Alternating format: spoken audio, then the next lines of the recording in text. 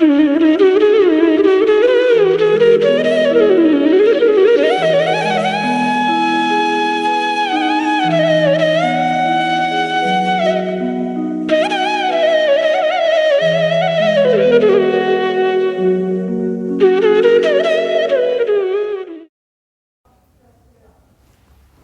सभी को हाथ जोड़कर प्रणाम। बात करेंगे कि जनवरी 2025 में मेष राशि, लगन राशि और जो मेष राशि वाले हैं उनके लिए जनवरी का महीना कैसा रहने वाला है, विस्तृत चर्चा करेंगे। और उसको बेहतर बनाने के लिए, अच्छा करने के लिए कि धन की प्राप्ति कैसे हो, मकान वाहन की प्राप्ति कैसे हो, पारिवारिक रिश्ते कैसे हों और आपका व्यापार नौकरी वो कैसे अच्छी हो, इसके लिए फिर क्या उपाय आपको करने चाहिए, पूरी विस्तृत चर्चा करेंगे। क्या आपको लाभ हो सकता है और क्या आपको उसमें हानि हो सकती है। लाभ होता है तो बड़ी अच्छी बात है, अगर कहीं हानि की संभावना बनती है एक एक ग्रह की हम विस्तार से चर्चा करेंगे, कौन सा ग्रह आपको क्या दे सकता है और आपसे क्या ले सकता है। तो आइए देखते हैं कि अगर आपकी जन्म पत्रिका आपके पास है और यहाँ पर एक लिखा हुआ है, एक, तो समझ लीजिएगा कि मेष है आपका, मेष राशि है आपकी, लगन राशि मेष है और उसके हिसाब से ही आपका जो गोचर है, जब ग्रह गोचर करते हैं जन्मपत्री के हिसाब से, तो तब आपको क्या लाभ और हानि होती है उसके हिसाब से आपको अपनी योजना बनानी चाहिए। और 2025 से कुछ चीज़ें 2024 में आपकी जो मनोकामनाएं कुछ पूर्ण हुई होंगी, कुछ नहीं हुई होंगी, तो उनको आप कैसे प्रारंभ से ही लेके चलें और जो आना वाला वर्ष है 2025 वो आपके लिए सुख समृद्धि और सामर्थ्य देने वाला हो, हंसी खुशी रहे। तो जिनका ये मेष राशि है, तो सबसे पहले बात करते हैं हम धन की। तो धन का जो स्वामी है आपकी कुंडली में वो शुक्र हैं और शुक्र जो मेष राशि वाले हैं उनको लाभ देने वाले हैं। अब क्योंकि जो शुक्र हैं वो आपके 11वें भाव में गोचर करेंगे और जो आपका धन भाव का है और 11वें भाव का जो संबंध जब ग्रह बनाता है तो वो धन धान्य देने में समर्थ भी होता है। और क्योंकि आपकी जो जन्म पत्रिका है, जो आपकी राशि है, उसमें आपके धन का जो मालिक, आपके जो बैंक बैलेंस का जो मालिक है वो शुक्र ही है और आय भाव में जाके वो गोचर कर रहा है जनवरी में। तो धन के जो स्रोत हैं वो आपके खुलेंगे, अगर कहीं रुका हुआ धन है वो भी आपको मिलेगा। और अगर आप व्यापारी हैं तो जब आप गल्ला शाम के समय अपना बढ़ाते हैं तो आपको महसूस होगा कि जो दिसंबर का महीना आपका जाएगा और जब जनवरी का आएगा तो जो गल्ला है उसमें वृद्धि होगी, इनकम में वृद्धि होगी। और जो नौकरी पेशा हैं, जो जॉब करते हैं, उनका इंक्रीमेंट हो सकता है और आय के स्रोत बढ़ेंगे। मेष राशि वालों के लिए आय के स्रोत बढ़ेंगे। दूसरे नंबर पे हम बात करते हैं कि जो बृहस्पति हैं वो आपके 12वें भाव के स्वामी हैं और 9वें भाव के स्वामी हैं। 12वें भाव के स्वामी हैं और आपके धन भाव में बैठ गए तो कहीं ना कहीं धन का खर्चा भी बढ़ाएंगे। अगर आपको इनकम होगी, इनकम के स्रोत होंगे, पैसा कहीं से आएगा तो साथ के साथ जाने का रास्ता भी ढूंढ लेगा। तो आपको अपने धन का जो पैसा आता है उसकी आपको प्लानिंग करनी पड़ेगी। अगर आप प्लानिंग नहीं करेंगे तो वो पैसा आपके हाथ से निकल जाएगा, ये आपको ध्यान रखना है। इनकम होगी, इनकम बढ़ेगी, धन आएगा भी, लेकिन साथ के साथ वो जाने का रास्ता ढूंढ लेगा। बृहस्पति का जो प्लेसमेंट है वो आपके यहाँ पर है, दूसरे भाव में है और यहाँ के स्वामी वैसे तो त्रिकोण के स्वामी भी हैं और त्रिकोण का जो स्वामी होता है वैसे वो कभी खराब नहीं करता, लेकिन 12वें भाव के स्वामी होकर अगर धन भाव में बैठ गए हैं तो धन हानि भी करेंगे। यानी अचानक कोई ना कोई आपके पास साथ ऐसी समस्या आ जाएगी, बस स्वास्थ्य की समस्या आ सकती है और दूसरी समस्या आ सकती है, तो कोई भी समस्या आएगी और धन आपका वो खर्च कराएगी। वैसे तो जनवरी में आ रहा है, लेकिन ये जो बातें हम आपको बता रहे हैं ये दिसंबर के जो अंतिम सप्ताह आएगा, जो दिसंबर का आप ये समझिए बिल्कुल लास्ट का जो समय आता है, 28, 29, 30, 31, ये चीज़ें तभी से प्रारंभ हो जाएंगी मेष राशि वालों के लिए।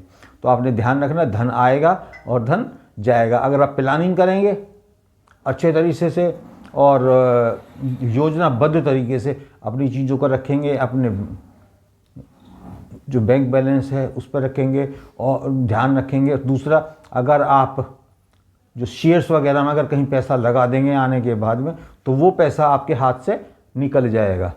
तो मेष राशि वाले इस चीज़ का ध्यान रखें कि शेयर है, या कई लोग जैसे वो गेम खेलते हैं, वो उस पर जा कर के मोबाइल पे या दूसरी चीज़ों पे वहाँ पैसा लगा देते हैं। तो ध्यान रखेंगे वो पैसा आपका जाने के बाद में आपको रिटर्न होके नहीं मिलेगा और आपका जो अकाउंट है वो फुल हो जाएगा, खाली हो जाएगा।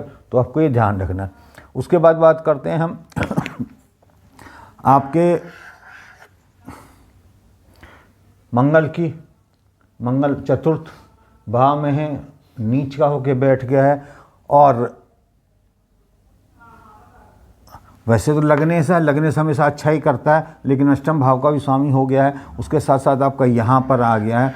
तो धन उसका जो मैंने भी बताया था, धन का जो नुकसान हो सकता है, तो वाहन वगैरह को संभल के चलाएंगे, कहीं दुर्घटना हो सकती है, वाहन खराब हो सकता है, वहाँ पैसा लग सकता है। दूसरा, अगर आप अभी कोई मकान लेने की या कोई प्लॉट लेने की या इस तरह की कोई योजना बना रहे हैं, तो मुझे लगता है आपको वो स्थगित करना चाहिए कुछ समय के लिए और बहुत विचार करके उसको लेना चाहिए, अन्यथा आपको हानि हो सकती है। क्योंकि जब भी मंगल कहीं पे भी कोई भी ग्रह जब नीच का होकर बैठता है, तो वहाँ के चीज़ों को वो कम कर देता है। क्योंकि मंगल आपके वाहन वाले जगह पर, आपकी लग्जरियस चीज़ों में, आपके प्लॉट, मकान, दुकान, अचल संपत्ति पे आकर के वहाँ विराजमान है, तो निश्चित रूप से कहीं ना कहीं उन चीज़ों में कमी कर सकता है। तो आप लोगों को थोड़ा सा इस चीज़ की सावधानी रखनी है।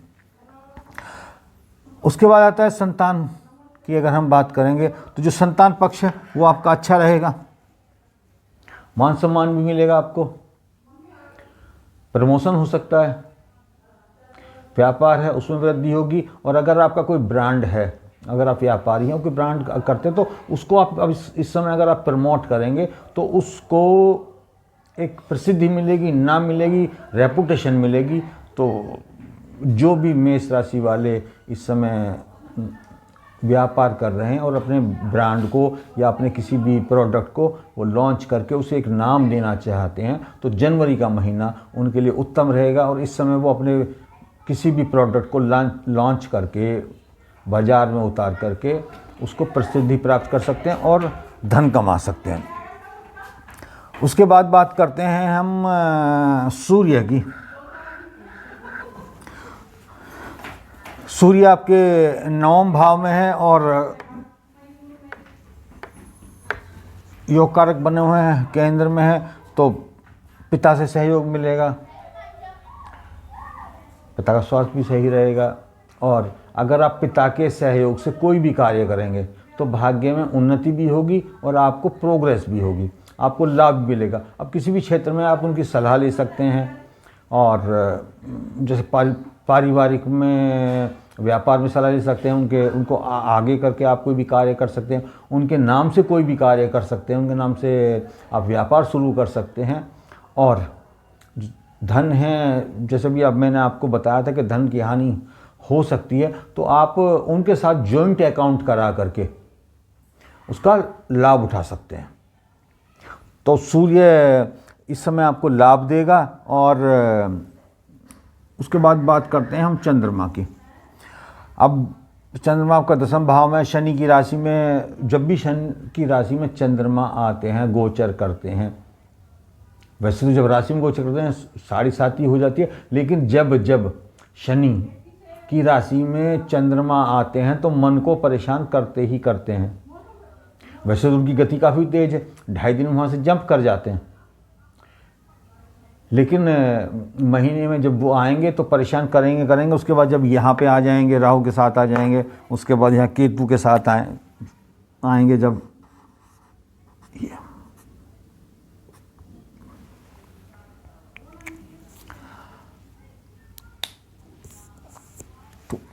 वैसे तो चंद्रमा अपनी अपनी जो उनका ये उनका नित्य है, उनकी राशि उनको देख रहे हैं, लेकिन जो लोग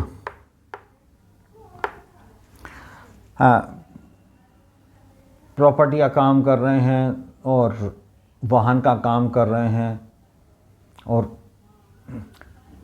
ज़मीन से जुड़े हुए काम कर रहे हैं, कंस्ट्रक्शन का काम कर रहे हैं, तो चंद्रमा उन्हें मन को तो द्वेलित करेगा, लेकिन कहीं ना कहीं उनको धन दे के जाएगा, काम दे के जाएगा। और जो कॉन्ट्रैक्टर हैं उनके जो नया कॉन्ट्रैक्ट कोई लेना चाह रहे हैं, नया कोई कंस्ट्रक्शन का या इससे जुड़ा हो कोई भी कार्य वो अगर वो लेना चाह रहे हैं और उनका पेंडिंग है, तो वो कार्य उनको प्राप्त हो जाएगा जनवरी के महीने में। उस कार्य को कर देंगे आपके चंद्रमा।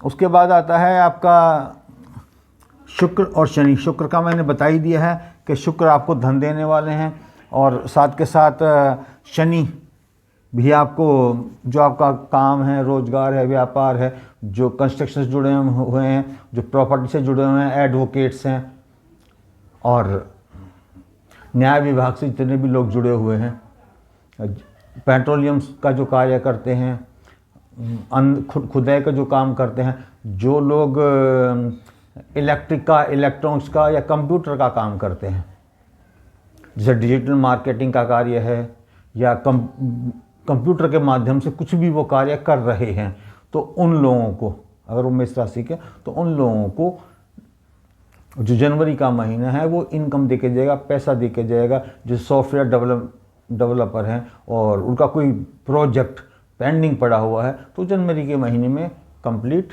हो जाएगा और वो उनको धन दे के जाएगा।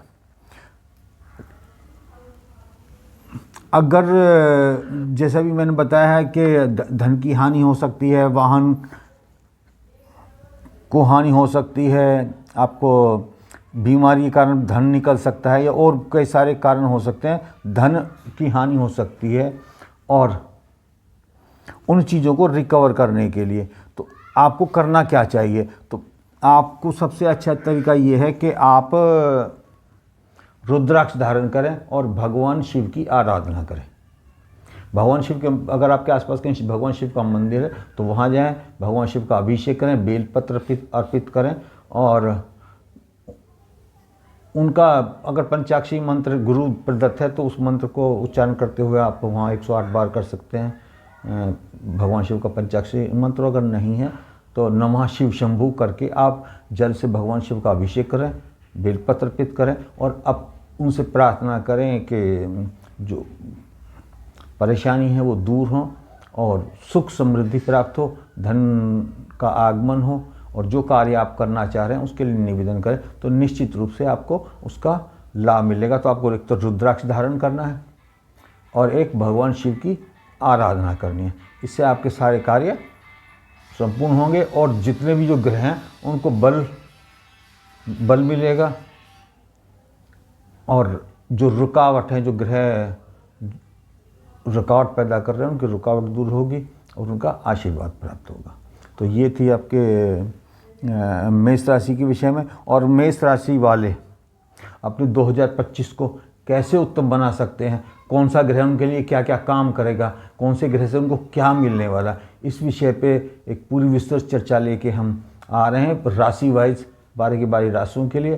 तो उस विषय में अगर आप पूरा विस्तृत जानना चाह रहे हैं, अगर आपका क्वेश्चन है उससे पहले तो आप कमेंट्स में लिख सकते हैं, नहीं तो आप हम चैनल पे बने रहिएगा और आपको आस्ते आस्ते एक एक करके, क्योंकि एक ही वीडियो में सब कुछ बनाना संभव नहीं है, तो इसलिए एक एक करके हम बनाएंगे और उसकी एक श्रृंखला है।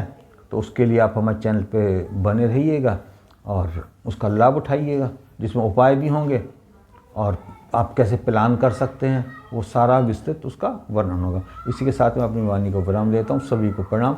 जय हिंद, जय भारत।